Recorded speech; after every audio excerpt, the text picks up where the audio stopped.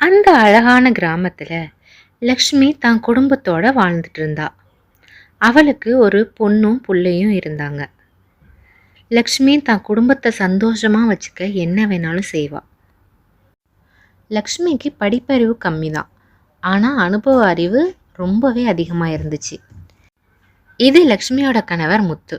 இவர் விவசாயம் பார்த்துக்கிட்டு இருந்தார். அது மட்டும் இல்லாமல் ஊரில் சின்ன சின்ன வேலைகளும் பார்ப்பாரு. இது அவளோட பொண்ணு கீதா. இவ காலேஜில் படிச்சிட்டு இருந்தா. லக்ஷ்மி வீட்டு வேலைகள் எல்லாமே பண்ணுவா. அவள் வெளியில் வேற எந்த வேலையும் பார்க்கல. ஆனால் வீட்டை ரொம்பவே சுத்தமாக வச்சுக்கிட்டு சமையலும் பண்ணிடுவா. இது லக்ஷ்மியோட பையன் சுந்தர். இவன் நல்லபடியாக படிப்பை முடிச்சுட்டு சென்னையில் ஒரு ஐடி கம்பெனியில் வேலை பார்த்துட்டு இருந்தான். இவனுக்கு வேலை பார்க்குற இடத்துலையே ஒரு பொண்ணோட பழக்கம் ஏற்பட்டுச்சு. அந்த பொண்ணு பேர் மீனா. சுந்தர், எப்படியாவது இந்த வாட்டி நீங்கள் ஊருக்கு போகும்போது நம்ம கல்யாண விஷயத்தை பற்றி உங்கள் வீட்டில் பேசிடுங்க. எங்கள் வீட்லேயும் ரொம்ப ப்ரெஷர் பண்ணுறாங்க அப்படின்னு மீனா சொன்னான். சரிம்மா, நான் கண்டிப்பாக இந்த வாட்டி பேசிட்டு நல்ல முடிவோடு வந்துடுறேன் அப்படின்னு சுந்தர் சொல்லிட்டு இருந்தான். முத்து தான் வேலைகள் எல்லாம் முடிச்சுட்டு வீட்டுக்கு வந்து சாப்பிட்டுட்டு இருந்தார். முத்து சாப்பிட்ற வரைக்கும் லக்ஷ்மி வெயிட் பண்ணான். அவர் சாப்பிட்டு முடிச்சதுக்கப்புறம், ஏங்க, நம்ம பையனுக்கும் கல்யாண வயசு ஆயிடுச்சு. அவன் கூட படித்தவங்க எல்லாருக்கும் கல்யாணம் ஆயிடுச்சு. அதனால எங்கள் அண்ணன் பொண்ணு ஒருத்தி இருக்கா, அவளையே அவனுக்கு கல்யாணம் பண்ணி வச்சிடலாமா அப்படின்னு லக்ஷ்மி முத்துக்கிட்ட கேட்டா. இருமா, நீனா எதுவா முடிவு எடுத்துக்காத. அவன் வரட்டும். இந்த வாரத்துல அவன் ஊருக்கு வருவான். அவன் வரும்போது அவனுக்கும் விருப்பம் என்னன்னு கேட்டுக்கோ. கேட்டதுக்கு அப்புறம் அவன் ஓகேன்னு சொன்னா நம்ம கல்யாணத்தை பத்தி பேசலாம். கண்டிப்பாங்க, நான் அவன்கிட்ட கேட்காம எந்த முடிவும் எடுக்க மாட்டேன். உங்ககிட்ட ஒரு வார்த்தை கேட்டுக்கலாம் அப்படின்னு தான் நான் கேட்டேன். சரி, சுந்தர் ஊருக்கு வரட்டும். வரும்போது அவன்கிட்ட இதை பத்தி பேசலாம். சரிம்மா, நான் காலையில சீக்கிரம் எந்திரிச்சு வேலைக்கு போகணும். நான் போய் தூங்குறேன் அப்படின்னு சொல்லி முத்து தூங்க போயிட்டாரு. அப்படியே நாட்களும் ஓடிருச்சு. ஒரு வாரம் போனது. ஒரு வாரத்துக்கு அப்புறம் சுந்தர் தன்னோட லீவுக்காக தான் சொந்த கிராமத்துக்கு வந்தான். அவன் கிராமத்துக்கு வந்ததே தான் அம்மா கிட்ட கல்யாணத்தை பற்றி பேசணும் அப்படிங்கிற முடிவோடு தான் வந்திருந்தான்.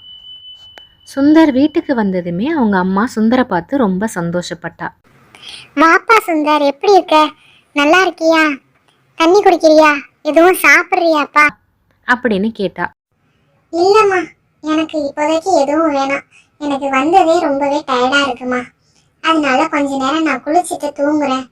தூங்குனதுக்கு அப்புறமா நான் சாயந்தரமா சாப்பிட்டுக்கிறேம்மா அப்படின்னு சொல்லிட்டு சுந்தரும் தூங்கிட்டான். சுந்தர் தூங்கி முழிக்கிறதுக்கே சாயந்தரம் ஆயிடுச்சு. அந்த நேரத்தில் முத்துவும் தான் வேலைகளெல்லாம் முடிச்சுட்டு வீட்டுக்கு வந்திருந்தாரு. இதுதான் சரியான நேரம். இப்போதான் நம்ம சுந்தர் கிட்ட கல்யாண விஷயத்தை பத்தி பேசணும் அப்படின்னு நினைச்ச லக்ஷ்மி மெதுவா கல்யாண பேச்ச ஆரம்பிச்சா. ஏப்பா சுந்தர், உன் கூட படிச்ச பசங்களுக்கெல்லாம் கல்யாணம் ஆயிடுச்சு. உனக்கும் கல்யாண வயசு ஆகிட்டு. உனக்கு பொண்ணு பார்க்கலாமாப்பா? இல்லை, என் அண்ணன் பொண்ணு ஒருத்தி இருக்கா, அவளையே கல்யாணம் பண்ணிக்கிறியா? என்னன்னு நீ இந்த அப்பா முடிவு பண்ணணும் அப்படின்னு கேட்டிருந்தா.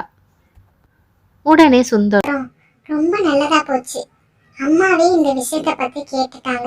நம்ம இப்ப சொல்லிட வேண்டியது அப்படின்னு மனசுல நினைச்சுக்கிட்டு, அம்மா, நான் என் கூட வேலை பார்க்குற ஒரு பொண்ணை லவ் பண்றேம்மா. அவளுக்கும் என்ன ரொம்ப பிடிக்கும். நாங்க 2 பேருமே கல்யாணம் பண்ணிக்கணும் அப்படின்னு ஆசைப்படுறோம்மா. நீங்க தாம்மா எங்களை ஒன்னா சேர்த்து வைக்கணும். நீங்க தான் கல்யாணம் பண்ணி வைக்கணும் அப்படின்னு சுந்தர் கேட்டதுமே லக்ஷ்மிக்கு ஒரே அதிர்ச்சி ஆயிடுச்சு. சுந்தர், நீ என்னப்பா சொல்ற? திடீர்னு குண்டு தூக்கி போடுற அப்படின்னு லக்ஷ்மி அதிர்ச்சியா கேட்டா. அம்மா, பயப்படாதீங்கம்மா. அவ பேரு மீனா. அவ நம்ம குடும்பத்துக்கு ரொம்பவே ஏத்த பொண்ணு. உங்க கூடயும் சீக்கிரமா செட் ஆயிடுவாமா. ரொம்ப அமைதியா இருப்பா. வீட்டு வேலையெல்லாம் நல்லாவே பாப்பா. ரொம்ப புத்திசாலியான பொண்ணு கூடமா. நீங்க பாத்தீங்கன்னா அவளை உங்களுக்கும் ரொம்பவே பிடிக்குமா அப்படின்னு அம்மா கிட்ட கெஞ்சினா முத்து. சரிப்பா, உன் விருப்பத்தை மீறி நான் என்ன செஞ்சிட போறேன்? உன் விருப்பம்தான் எங்க விருப்பமும். உன் சந்தோஷத்துக்காக தான் நாங்களும் வாழ்ந்துகிட்டு இருக்கோம் அப்படின்னு சொல்லி லட்சுமியும் இந்த கல்யாணத்துக்கு ஓகே சொல்லிட்டா. சுந்தர் சந்தோஷத்துல அடுத்த நாளே சென்னைக்கு கிளம்பி போனான். மீனாவை பார்த்து மீனா கிட்ட எல்லா விஷயத்தையும் சொல்லிட்டான். இங்கே லக்ஷ்மி தான் கணவர்கிட்டையும் தான் பொண்ணுகிட்டையும் நடந்த விஷயத்த சொல்லிட்டா. சுந்தர் போன வேகத்திலேயே மீனாவை கையோட கிராமத்துக்கு கூட்டிட்டு வந்துட்டான். கிராமத்துக்கு வந்த உடனே சுந்தர் மீனா கல்யாணமும் நடந்தது. சுந்தர் மீனாவை கிராமத்திலே விட்டுட்டு தான் மட்டும் சென்னைக்கு வேலைக்கு கிளம்பி போயிட்டான். மீனாவுக்கு கிராமத்து வாழ்க்கை கொஞ்சம் புதுசாக தான் இருந்தது. இருந்தாலும் சுந்தருக்காக அட்ஜஸ்ட் பண்ணி வாழ்ந்துட்டு இருந்தா. மாமியார் லக்ஷ்மியையும் அவளுக்கு ரொம்பவே பிடிச்சிருந்தது. ஒரு நாள் நைட் லக்ஷ்மியோட வீட்டில் கரண்ட் இல்லை. அதனால மீனா வெளியே வந்து நின்றுட்டு இருந்தா. என்னம்மா மீனா, வெளியில வந்து நிக்கிறியே இந்த நேரத்துல அப்படின்னு லக்ஷ்மி கேட்டா. என்னத்த பண்றது, கரண்டே இல்ல, ரொம்ப கசகசன்னு வேர்க்குது உள்ளர. சரி, அதான் கொஞ்சமா காத்தாட நிக்கலாமே அப்படின்னு சொல்லிட்டு இங்க வந்திருக்கேன் அப்படின்னு மீனா சொன்னான். அவங்க பேசிட்டு இருக்கும் போதே கரண்ட் வந்தது.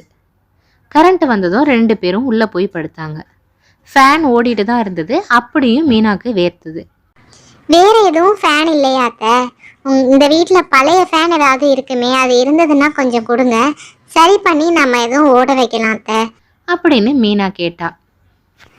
பழைய ஃபேன்லாம் எதுவும் இருக்காதுமா. சரி இரு, நான் உனக்கு குடோன்ல ஏதாவது இருக்குதான்னு பார்க்குறேன் அப்படின்னு சொல்லிட்டு பரணி மேலே ஏறி ஒரு பழைய ஃபேனை எடுத்துட்டு வந்து கொடுத்தா லக்ஷ்மி. அது ஓடவே இல்லாத ஃபேன் தான். அது ரொம்பவே அழுக்காகவும் இருந்தது. மீனா கொஞ்சம் கொஞ்சமாக அதை சரி செஞ்சா. அதுக்கப்புறம் அந்த ஃபேன் ஓட ஆரம்பிச்சது. திடீர்னு மறுபடியும் கரண்ட் போயிடுச்சு. ஆனால் அவங்களுக்கு ஒரு ஆச்சரியம் காத்திருந்துச்சு. அந்த நேரத்தில் மீனா சரி செஞ்ச ஃபேனு கரண்ட் இல்லாமலும் ஓடிட்டு இருந்துச்சு. 2 பேருக்கும் ரொம்பவே சந்தோஷம் தாங்கலை.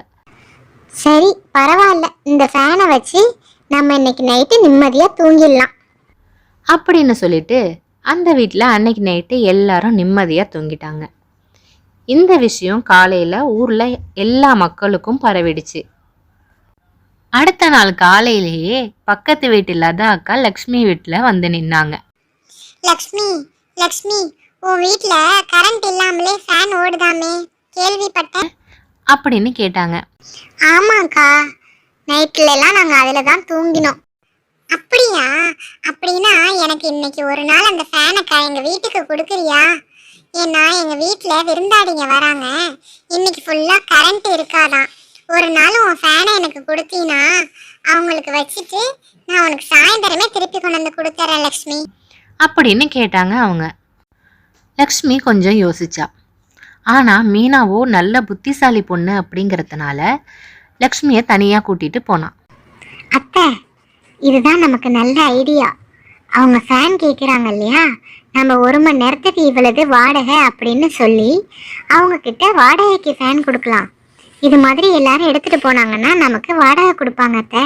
இந்த ஃபேனை வச்சு நமக்கு நல்ல வருமானமும் கிடைச்சிரும் அப்படின்னு மீனா சொன்னான்.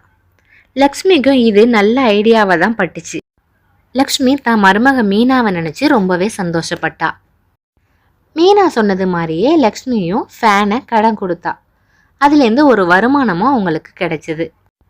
அதுக்கப்புறம் லக்ஷ்மி குடும்பத்தோட மீனாவும் சேர்ந்து ரொம்பவே சந்தோஷமா இருந்தாங்க.